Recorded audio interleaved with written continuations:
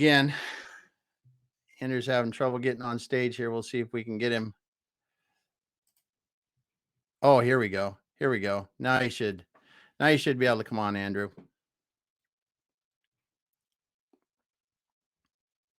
It's going to be a little hard because if we can't get him on.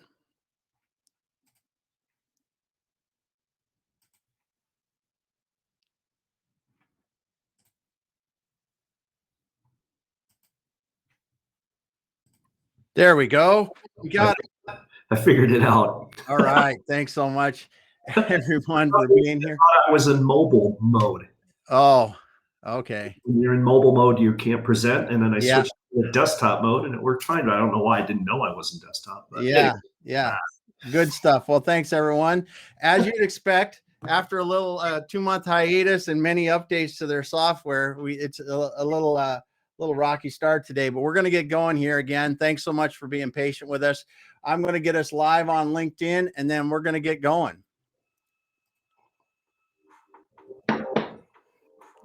Music's playing over here. All right, everyone. Welcome once again to the Exit Your Way Business Roundtable. We've been away for a couple months, so it took us a little while to get on. I mean, quite honestly, the software updates and the knocking a little rust off today. So I just appreciate everyone being here. Yeah, suntan lotion and look, everybody coming. Brad Smith, Troy. Yeah, see them coming in the chat. Good to see you all coming in here. If you're watching us on LinkedIn, go ahead and drop to where you're watching from. So, where do we start? Hey, we're back. Yeah. Summer. First of all, we're back. Summer's rolling to an end. That was fast. Yeah, that was fast. It was really fast. Glad to see everyone in the audience. Thanks so much. Like Mark's doing, drop your LinkedIn profile in the comments if you want to connect and do those kind of things. But man, I am so excited to be back because I love the summer, love taking the time off in the summer because those nice warm evenings and having a cool drink on the deck is always a good time with family and friends. But I am excited about this fall. I think there's a lot of good stuff that's coming on and we're going to have some fun with what's going on. We took some time over the summer to kind of revamp what we're doing. And we're going to be talking more about specific topics that will be helping business owners run better businesses that are more valuable and that they can sell or succeed someday when they want to. So Andrew, what do you have to share with people today? Well, we're going to talk about things that prevent a business sale. Yeah. Why don't we get right into what we do to help people sell businesses? Well, yeah, we'll talk. We're gonna do a little presentation here on this, and the one thing you're gonna see, the format's gonna change, right? Today I opened the room up. If you're listening on LinkedIn, I opened the room up at 15 minutes before. But what we're gonna do is we're gonna keep this to 1 hour. It's gonna be 1 hour long, all the way beginning to end. You're gonna be able to have plenty of time to talk to people a little bit before, a little bit after. We've experimented over the year with the Manufacturing Success Series that Kurt Anderson and I do on Fridays. And man, if we get this dialed in right, 1 hour is a good time frame, and hopefully we can provide a lot of impact in that hour. So without further ado, we're going to get this thing going because we got some fun stuff. I think fun stuff for me anyway. And maybe not so much for Andrew and me, or for others that are listening, but fun stuff for me to listen to. And I know the people on LinkedIn Live are going, what the heck is going through the screen now? Because I had to set things up, but I'm set up over there so I can share. And we will get going. So without further ado, and this is something new because we don't do presentations much in here often, but we are going to run through a quick one here. And I'm going to hide that. So we got that. We should be ready to go. All right. So things that prevent a business sale. We thought we'd start with the end when we go through this stuff, because really this is where you don't want to be. Well, this is where we get to reverse engineer this. Yeah, we're going to reverse engineer it. That's a good thing. How to sell a business. Let's talk about how not to sell a business. Yeah, how not to. And then we're going to, over the next months, we're going to talk about different things that you need to understand, like valuation and the organizational structure and wealth management and other things like that, that really get you as a business owner ready and mentally, financially, business-wise, ready to do this the right way, whether you're going to sell or succeed a business. So let's get started. Most of the time, Andrew and I, or business investment bankers in general, they get the call when people just wake up and decide to sell their business, right? And if you don't prepare, there's a lot of things that can happen. But what happens far too many times in this industry is they'll reach out like that, and someone will list their business for sale, and that's cool. Their business is listed for sale. They'll get some people that look at it. They'll get some buyers that are interested in it. They'll talk to buyers, and they might even get an offer or two. But in the end, lots of deals die at the offer stage, diligence stage, and other ways. Andrew, talk a little bit about that fact, just in that, just going ahead and trying to list a business for sale. How many buyers are you going to talk to before you get one that makes an offer? Well, I think too that and people don't think about listing their business for sale. That process, a lot of the times, it just, like you said, it just happens. Somebody picked up the phone and called them, and hey, I'm interested, and that's where everything starts. There was no planning about it. We were, just to give this some framework too. This is focused towards small, medium businesses, typically owner operated. All of us in this room are in business, or we are working with clients who are in business. And, the thing about it is you don't go into business with the goal of selling your business. You go into business, your goal is to provide your service and sell your products and do those things.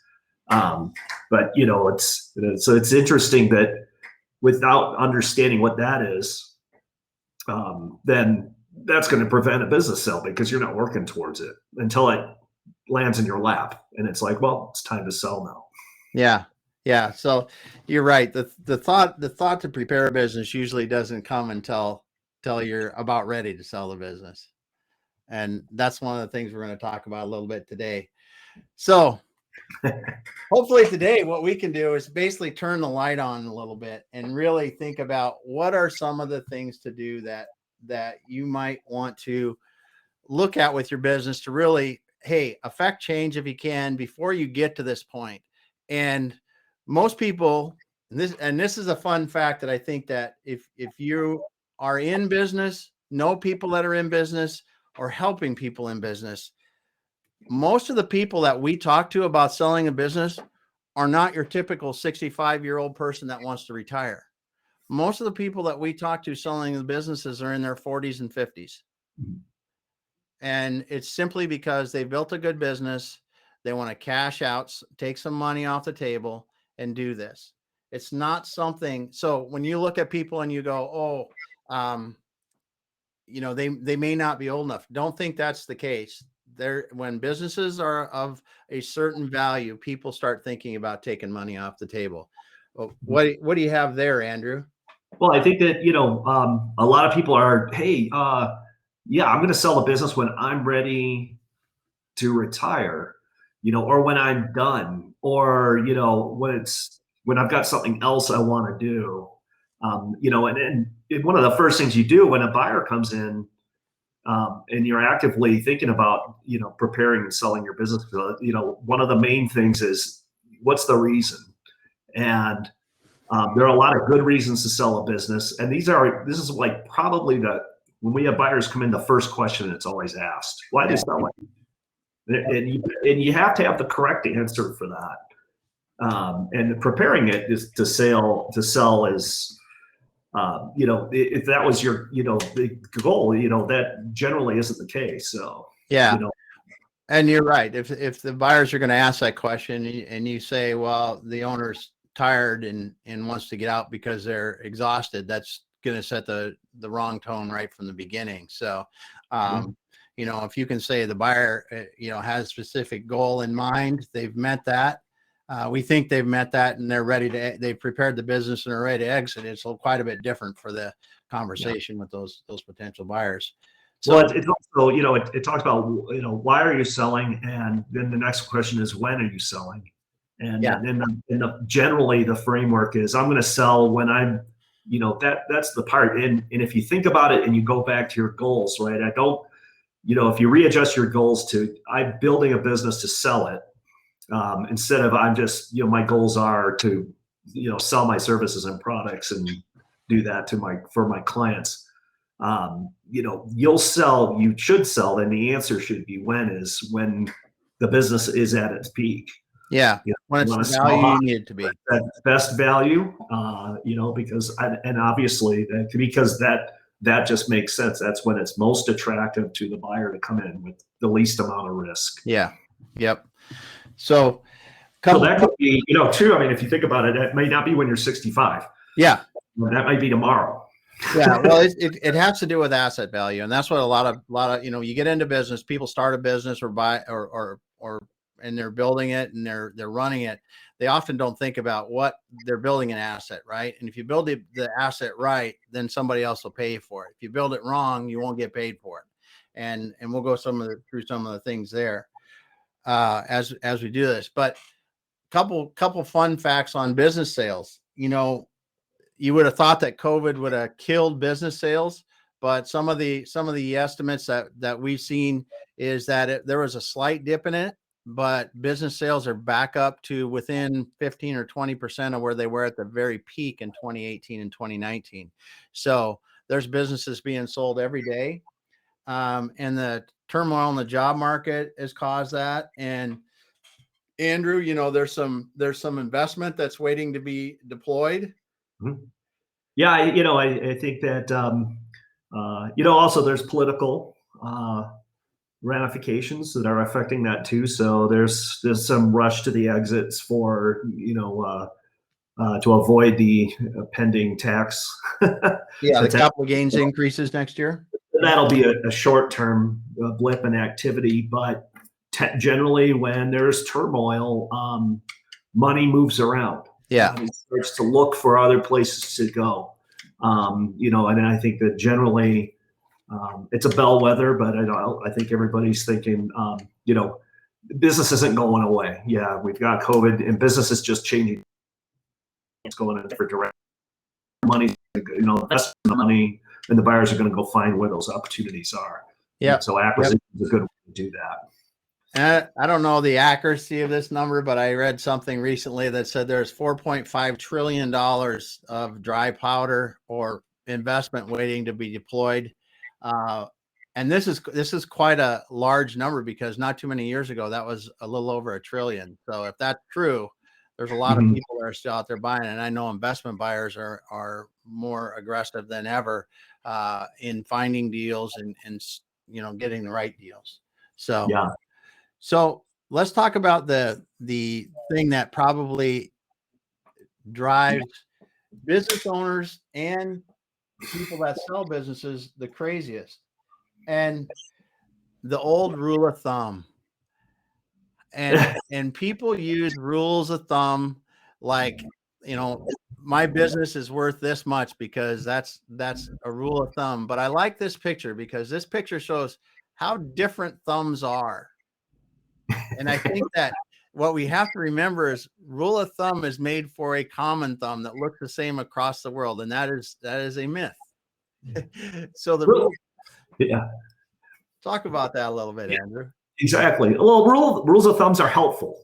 They are helpful, but they also can be, they can be an enemy too. And and a good example is, the owner who's got a company with, 20 million in sales. And the rules of thumb are, and this is good. You can use it as a good guideline, but I've got 20 million in sales and my, businesses are selling for 70% of sales. So my company is worth what is that? 17 15, million, 14 million. Yeah. Whatever. 14 million. Yeah. And however, the other rule of thumb is, you're going to get a multiple of profit or, of earnings.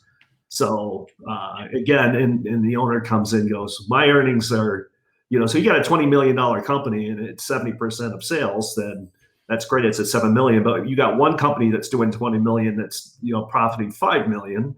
And you got another company that's profiting 500,000. Yeah. So which is worth more? That's a great point, because the rule of thumbs are usually that you'll read are on revenue or on profitability or certain things, and the uniqueness of businesses affect the value, just like the uniqueness in thumbs affect the way the thumbs turn out, right? And Yeah. that's the thing I was trying to show here real quickly, that it is literally that different.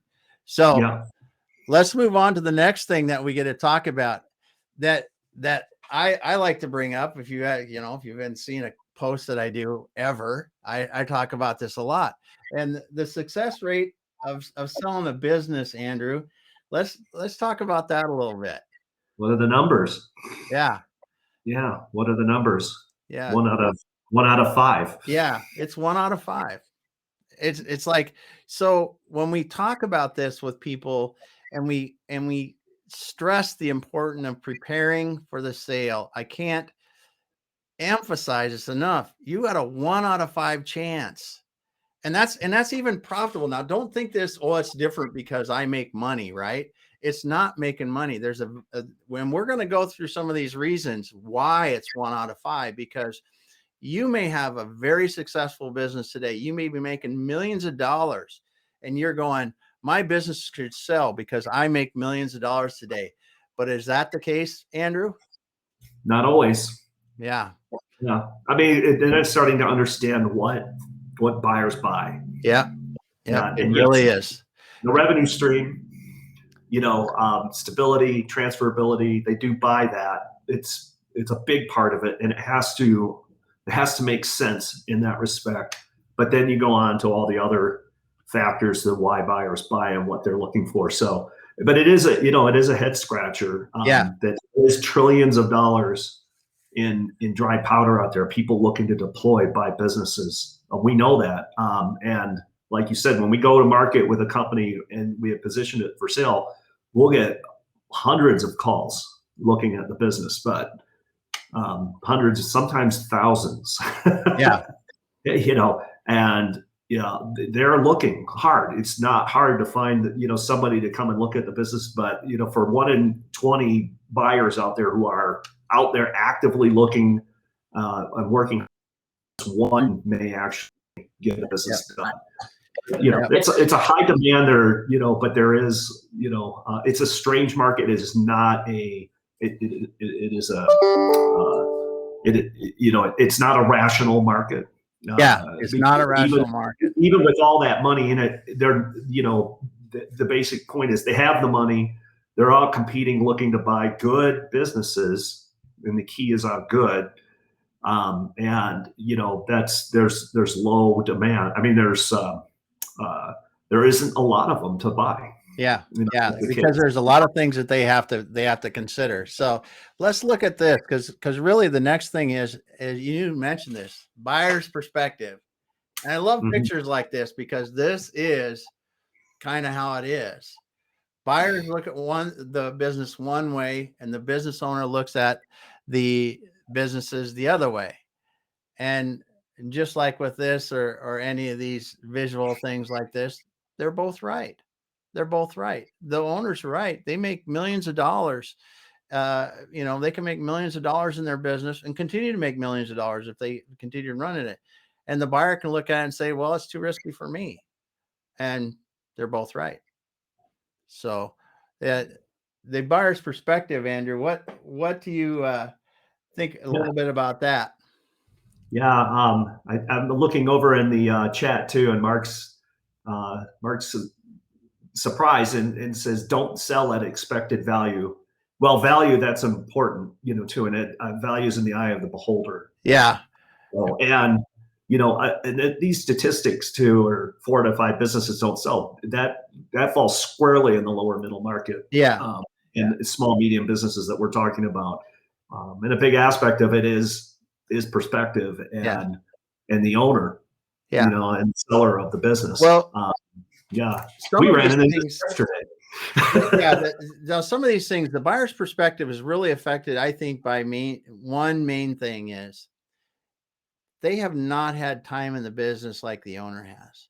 They have not been in that driver's seat for as many years as that owner has. That owner has gotten comfortable with employees and suppliers and customers and the market, all the things that buyer may not have a clue about. And that's where that perspective is so different. They've got the time of, yes, I've had this insert here business for 10, 15 years and I've made good money and I'm continuing to make good money, but I'm ready to sell. Well, that buyer's coming in and they may be getting into that industry. They may be into that industry and want to buy that company, but it's different customer base or something like that. They don't understand it. So, and also I think, they're also, it's a bit of an empathy and really listening to your customer. Your customer here is the buyer. Yeah. And they're coming in to buy the company, and they're going to be taking on a big load of debt in order to buy the business, which you have equity in the business on the other side of the table. You've already built your equity in the business. So you don't have that hill to climb anymore. That is great. So a lot of things need to be in place to so that the buyer gets comfortable that they can climb that mountain. They can pay off that debt in a reasonable amount of time. Yeah. And so then that's the factors, that are there to prevent that. Yep. So. Yep. And that's one of the things that Andrew makes a good point. So the buyer's perspective really is they are going to be paying back a loan. They're going to be paying back some sort of investment or looking for a return on that investment. That has to come out of the cash flow of the business. So just for simple numbers, if you buy a business and it's $1 million in free cash flow a year that you can use to pay yourself, whatever else you got to do, and pay back that loan, you might spend $500,000 of that or more paying back the loan. Yeah, I mean, and that's getting the seller to understand that as you're preparing your business. Your buyer, I mean, this is real. I mean, your buyer is most of them, and a lot of the deals that we've done, the buyers are putting their homes up as collateral. Yeah, on this, that is how much risk the banks are putting. First in line. If this doesn't go through, these people are homeless. Well, and some of that on the lower end, and then the investment now the investment world where we work too is when we're selling them to an investment buyer, personal guarantees. Yeah, they still have guarantees. They still have skin in the game like that all the way through. And they don't, as an investment buyer, their reputation, their long-term success, everything hinges on them investing that money wisely, because they don't make any money if their investments go sideways. I mean, it's with them, it's similar. It's like, investing their grandmother's last dollar in some cases to get that money for these businesses. So they really are talking about that kind of risk, and they're really risk averse. So I know Andrew said it, I'll say it again. This buyer's perspective and understanding their risk tolerance is something that really the sellers need to understand and business owners need to understand as they prepare. And when you're doing it, when we're talking about preparing, really, if you're going to sell a business that's say $5 million in value, you got to, if you can start a couple years early, that's good. If you're selling a business that's 10, 15, 25, $50 million or more, listen, if you start 5 to 10 years early with some tax planning strategies, that's the thing where the right legal help, the right financial help can literally save you millions of dollars in tax consequences when you sell the business. So this is a huge decision. The preparation usually takes years if you really want to do it right and maximize your value going out the door. So it's something to at least be thinking about and doing some of these things early. Well, here's a good example too. I mean, 2 years is, that's probably the minimum. Yeah.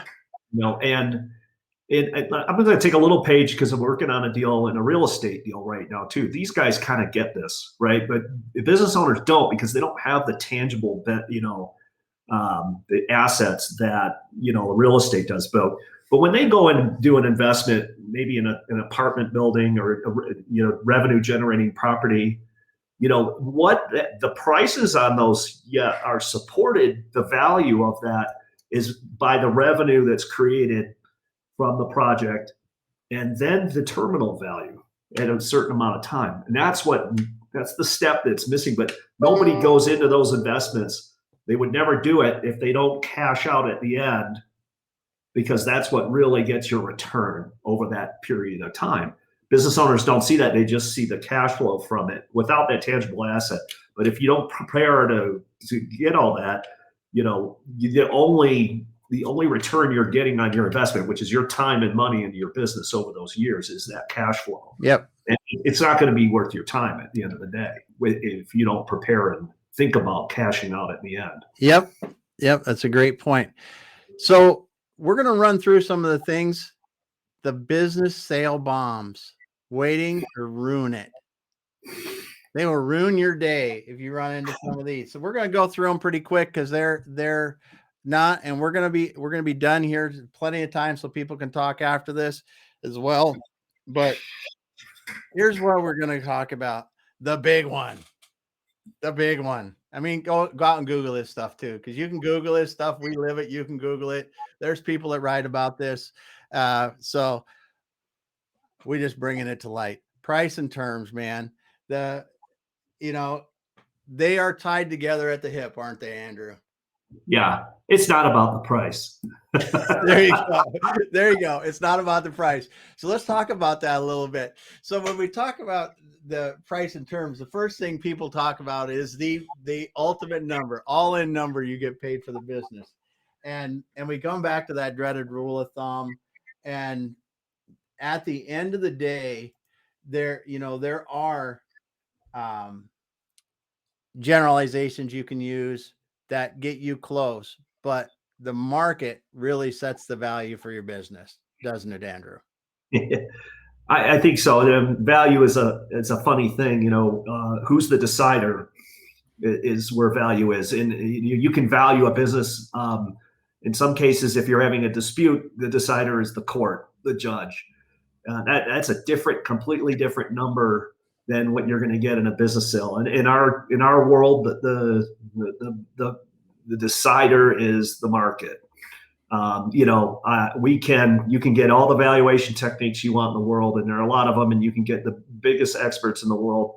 They can do future earnings, cash flow, discount back, all the bells and whistles and numbers. But at the end of the day, they'll come up with a number, and it's this. You can go to market, but it's what buyer is willing to pay is what the real value is. And so, terms, the terms determine a lot of that valuation too. If you don't, let's talk about the value one real quick though, because this is one thing that I don't think business owners realize is sellers now have very good, or buyers now have very good information on business values. They pay for the same things, in the investment sellers. They have the comparables. They have comparable transactions, just like the valuation experts that are doing this. So they understand what's being paid, and then they factor in and compare your business against industry standards. They also look at the risk of your business as they're doing it to come up with this ultimate number at the end. Don't they, Andrew? Yeah, absolutely. They're sophisticated. It's not like, even if they're buying a smaller business, the SBA people will help them with some valuation and some different things like that to really help them hone in on the value. So value is not something that, unless your performance is uniquely different than the industry, or there's other mitigating or other extraneous factors that will drive your value up, the market value is generally pretty good. Mm-hmm. It's a good place to start. That's for certain, and there is always buyers out there that buy for different reasons. But Yeah. But the buyers are sophisticated in most cases, even at the Main Street level. And at the end of the day, the banks are sophisticated and they understand the risks, and they have their metrics to understand too. So there's limiters on this. Yeah. Yeah. So now the big one, the deal terms. Now you started talking about it, I kind of had to stop you because deal terms, I think I wanted you to take a little time on deal terms, and some of these other ones we may not get to, but I really wanted to talk about deal terms because this is where people can make or break a deal. Well, as a valuation technique, you go in and you go, okay, if I'm talking to somebody who wants to sell their business, so what terms are you willing to offer? And if you're very flexible on your terms, you're going to get more money for your business. If you're inflexible on your terms, you will get less money for your business. It is a straight fundamental thing in value. And I think if it makes sense for everybody else, people go in to buy anything, any commodity, and you're in the market. If you go in with 100% cash, you expect the price to come down. Yeah, it's like anything. It's like buying. It's like buying a car with cash. You're gonna, or from a private transaction, you should get better deal. And well, everybody offers. If I want 20,000 for my car, and somebody walks in with a bag full of cash, says I'll give you 17 for it cash. Yeah, that's the discount factor. Yeah, for terms. That's terms fact. Yeah, that's the terms. And when you look at the terms, there's a lot of different ways to skin it. I mean, there are there's all different kinds of things. There's a seller notes, which are very common as for part of the business. There's money, there's money down, how much money you get at the close. Is there a seller note? What are the terms on a seller note? There could be owner earnouts if they want the owner to stay and transition, some of these other things. There's all kinds of things they want to. And sometimes businesses are sold where the owner is really taking out, say they're taking out 55, 51% of the business they're going to sell that. And then they're going to sell another section of the business later down the road. So there's a lot of ways these deal terms can affect what an owner gets paid for the business ultimately. Mm-hmm. Yep. Yeah. So flexibility on terms increases value. Yeah. If you can be flexible on the terms, you can get more money for your business. That's for sure. And that's where a lot of people that sell into an ESOP, and I don't want to get down that road. You can get more money for it, but it's going to take you 5-10 years to get all your money out of the business. And you're probably going to have to do a lot of the work to get it, but it's a good option. Scott's asking, if Scott Gregory, if there's a particular go-to resource for finding details on comps, values, sales prices.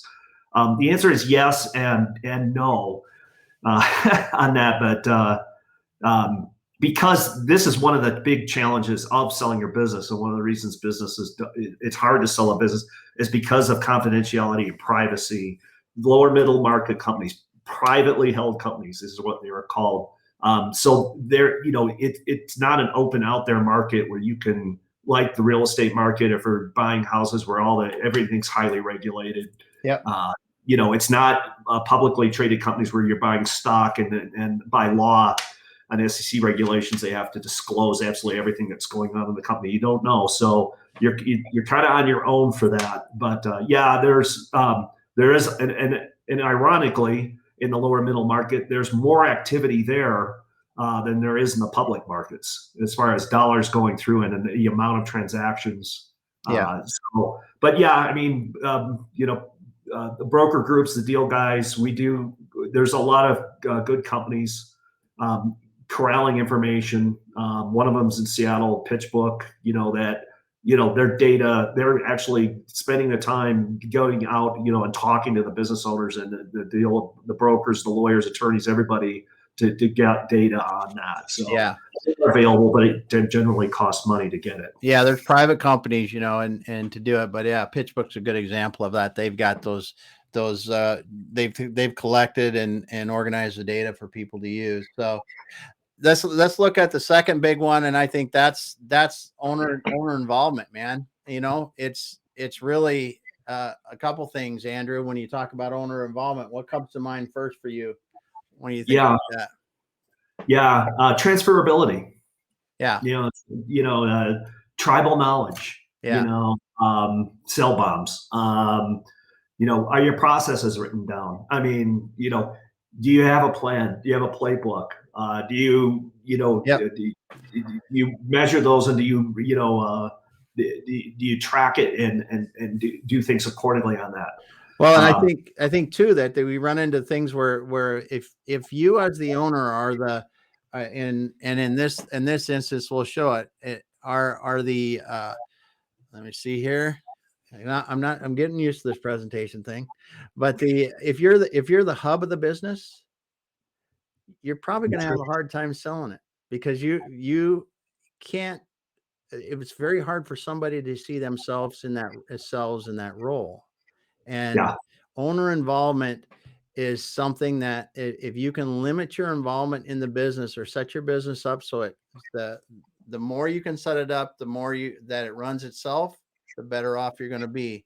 If you're in a law firm and you have and your name is on the door and you have the key relationship with the big clients and no one else in your organization does, you're probably not going to be able to sell it to anyone other than the people inside your business that would know it well enough to buy it from you, if that's the case. But I think what a really good example is, I love that one, is dental practices. Yeah. What are you selling? And they do sell. Yeah. They do. But it's difficult because the customer, they have a very personal relationship with your dentist. Yep. Yep. And that's who you're used to seeing, and you've been seeing him for years. And then when he sells, is that customer going to stay when next week there's a new young dentist that you've never met before that's in your mouth? Yeah, that's a great example. Are you going to lose? Yeah. During that transferability, right? Yeah. Again, it affects the transferability, and the owner has had a long time to get used to those risks. Yeah. The buyer is just seeing them for the first time. So the other one is concentration risk. When we talk about concentration, Andrew, it can come from customer, employee, supplier. Talk about that a little bit. Sure. Risk. How many customers do you have? What's their percentage of sales? And, right now, one of the most active spaces right now is people doing work with Amazon, but that's heavy customer concentration. If Amazon is your 98% generates 98% of your sales, difficult to sell your business. Yeah. Yep. There's it limits your opportunity to sell your business because some of the buyers can't, by mandate, can't invest if you have more than one certain percentage in one customer. Even if you look at what's common in the area here, an aerospace company that does machining for, say, a large aerospace company in the area that starts with a B, then they have 90% of their revenue in that business. The other thing that you run into with customer concentration that people don't think about, sometimes your customers have to approve the sale of your business. And that is another thing that can really hurt. You can get down to that point, and all of a sudden, when you're trying to talk to that customer and letting them know you're going to sell, they go back to the contract and go, hey, you have to ask us. And by the way, we're not ready to approve this.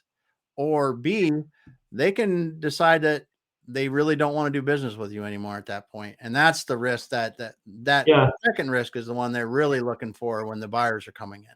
Well, they also may take the opportunity to go, oh, maybe we can improve our contract. Yeah. Yeah. With the new guy. A lot of negotiation that happens at that point. So that risk is real. Then the employee risk, like we talked, if you've got somebody in there that is the heart of your business and nobody can replace them, and technical knowledge and other things like that, I think that's one of them that you need to address. And then that can be also a good and bad thing, on that as well. So the people are important. You're not just buying a revenue stream necessarily. And the next question is too, who are the people? What's the management team? What's the culture? Yeah. So, if it's set up in the right way, you can sell, but it also, if it looks tribal and what if your manager your main guy, your key employee gets hit by a bus tomorrow, what happens to the business? You need to be able to answer those questions. Yep. And this last one we'll go through quickly because I was talking to a business buyer the other day, and he explained to me this really interesting situation. He was looking at a business to buy.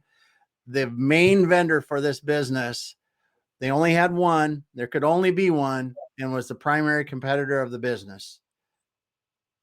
He couldn't, his investors, they wouldn't invest behind him on that. And it was one that he had to walk away from the deal. And I thought that was pretty interesting.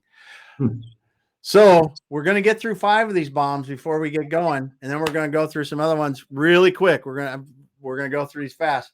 But Andrew, this is one that we talk about a lot. How does poor revenue growth or slow revenue growth affect the sale of a business?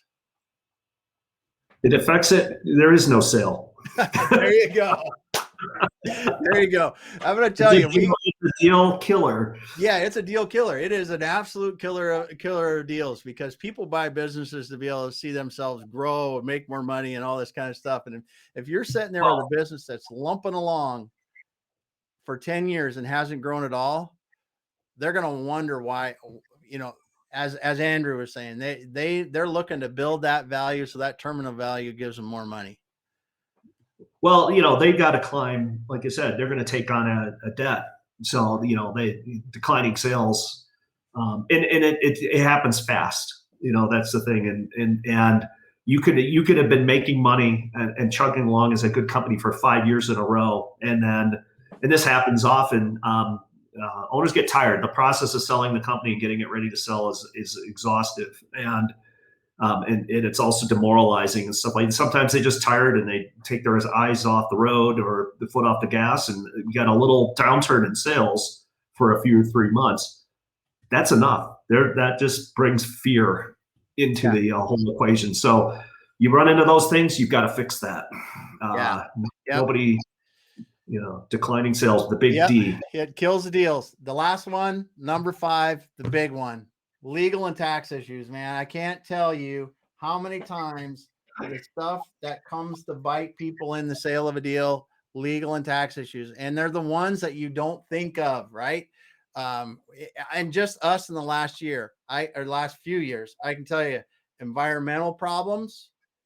If you got a spill on your property and it's not completely resolved, that's a big one. You got some HR issues where you've got an outstanding lawsuit. That's a big one. And then you turn around and you go, okay, what are the things that we need to take care of? Because we have to take care of these before you get into the deal.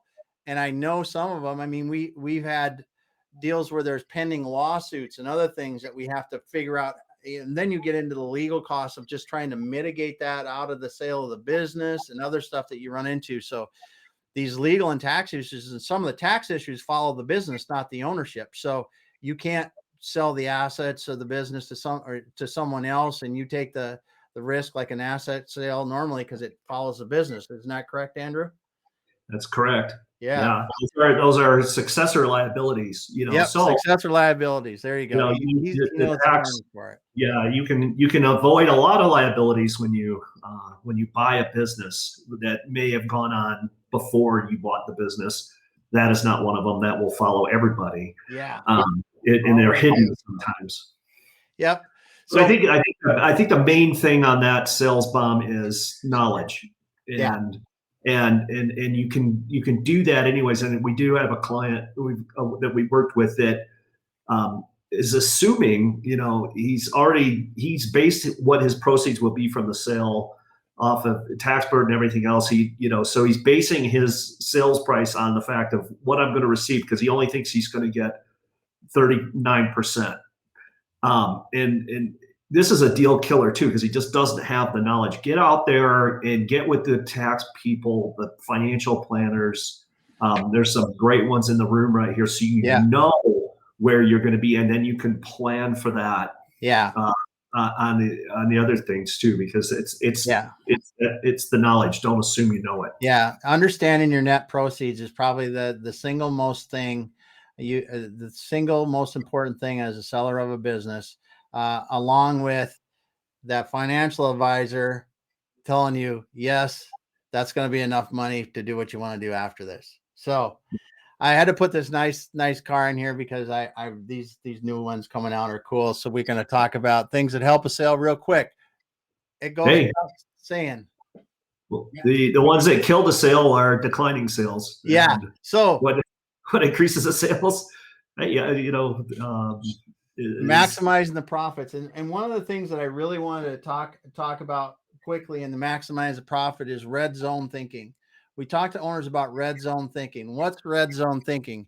It is, listen, if I got a construction company and I love equipment, I love going out and buying new backhoes and bulldozers and everything else, and I'm making lots of money and I want to do that because I just do it, man. I like to buy a new backhoe every month or something, or the biggest one. Stop. Investments like that, when you're near the end of the sale of your business, unless they are going to return you money, don't do it. Because at the end of the sale, you're more than likely going to have to pay off all the outstanding loans on equipment and everything else to clear the sale of the business. You really have to think about what are the things that are going to maximize the cash flow of this business to the ownership in this next 2 to 3 year period. It's one of the things that you have to do.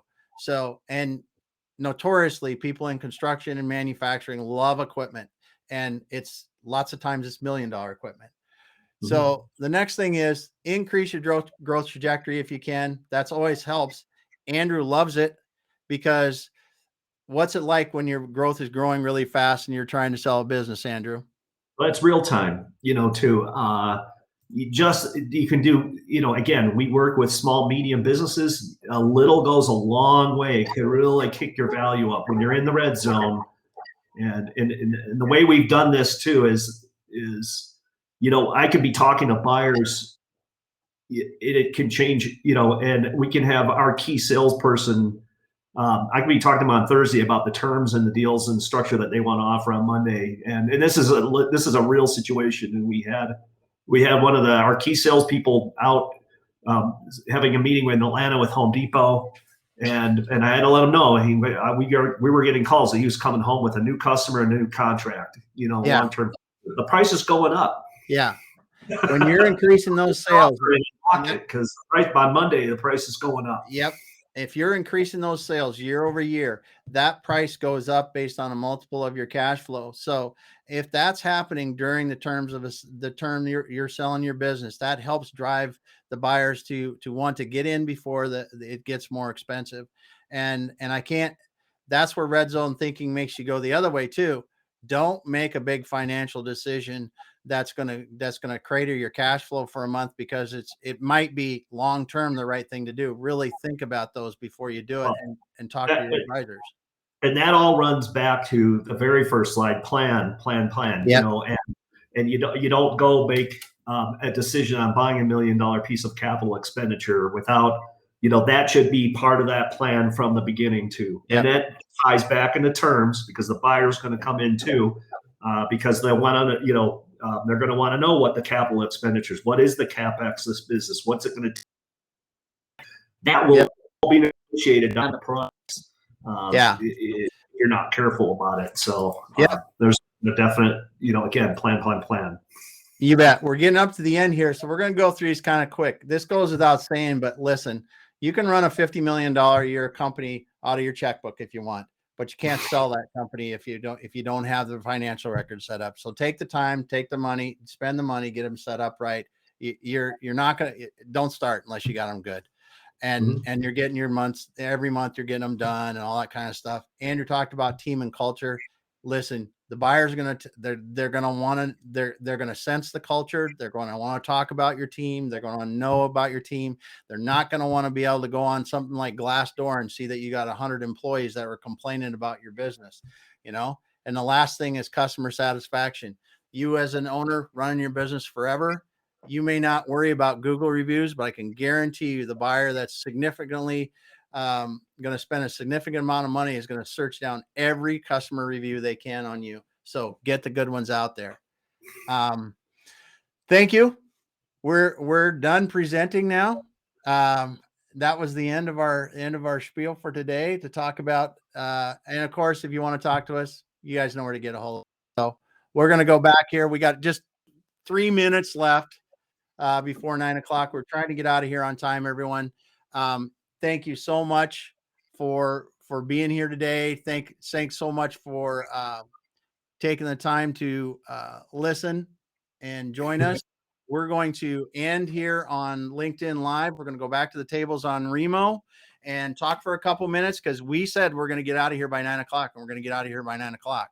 So thanks, everyone, and we will go from there. See y'all. Yep.